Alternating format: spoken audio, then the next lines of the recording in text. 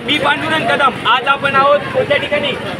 रामपुरी या ठिकाणी आलेलो आहोत। आज महाशिवरात्री, त्यानिमित्तानं सर्व भाविक भक्त या ठिकाणी एकत्र झालेले आहेत। त्याचबरोबर काही मराठा समाजातील बांधव आहेत, ते सुद्धा आपल्यासोबत या ठिकाणी बोलू इच्छित आहेत। बंधू, काय नाव आहे आपलं? सत्यम शिवाजीराव कुटे। सत्यम शिवाजीराव कुटे, कोणतं गाव आहे तुमचं? वडी। आता वडी गावचे आमचे सत्यम नावाचे बंधू आहेत। बंधू, आता लोकसभेचे इलेक्शन काही दिवसांनी येणार आहे आणि मराठा आरक्षणाचा मुद्दा सुद्धा या ठिकाणी महाराष्ट्रामध्ये गाजतोय।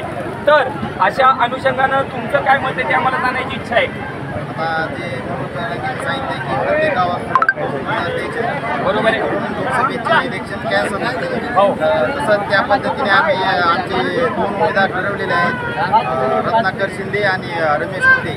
दोघेही उच्च शिक्षित आहेत, दोघांचे डिग्री आहेत, पण दोघांलाही जॉब नाही।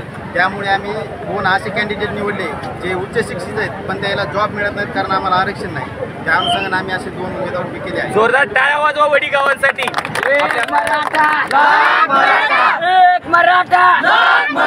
आपण पाहिलं असेल वडी गाव इथून जवळच आहे, तर त्या वडी गावामधनं त्यांनी दोन उच्च शिक्षित उमेदवार आहेत, बेरोजगार आहेत, ज्यांना नोकरी नाहीत, अशा उमेदवाराची या ठिकाणी निवडणूक म्हणजे त्यांनी नेमणूक केलेली आहे। आणि त्यांचा पैसे कसे भरणार लोकसभेच्या डिपॉझिटचे? त्यांचं सर्व गावात आम्ही वर्गणी करणार आहेत आणि संपूर्ण खर्च आम्ही गावकरी घेणार आहे। म्हणजे वर्गणी करून या ठिकाणी मराठा बांधव त्या उमेदवारासाठीचा खर्च करणार आहेत। ही भूमिका फक्त एका वडी गावासाठी नाही, तर प्रत्येक गावामध्ये या ठिकाणी हीच भूमिका आहे। या बंधू, काय नाव आहे तुमचं? परिणाम त्यांचे कोणत्या गावचे तुम्ही? रेणापूर। तुमच्याकडे काय परिस्थिती आहे सध्याच्या घडीला? फायनल गेलेत पण तुम्ही उमेदवार, दोन उमेदवार तुमच्या रेणापूर गावामध्ये 100% देणार आहेत आणि त्यांच्यासाठी डिपॉझिटची व्यवस्था गावकऱ्याच्या तर्फे तुमची किती रुपयाची निधी देण्याची इच्छा आहे?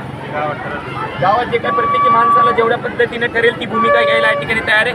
आपण पाहिलं असाल हे सगळे गरजवंत मराठी आहेत, काही आमचे ओबीसी बांधव सुद्धा आहेत जे आम्हाला या ठिकाणी 100% या ठिकाणी पाठिंबा देत आहेत। आणि या येणाऱ्या लोकसभेच्या निवडणुकीला महाराष्ट्रामधून प्रत्येक गावामधनं 2 फॉर्म 4 फॉर्म या ठिकाणी या प्रकारची भूमिका महाराष्ट्रातील तळागाळातील मराठा बांधवांनी या ठिकाणी व्यक्त केलेली आहे। फक्त व्यक्त केलेली नाही तर ते अंमलामध्ये आणण्याचं काम या ठिकाणी मराठा बांधव करणार आहेत किंवा नाही?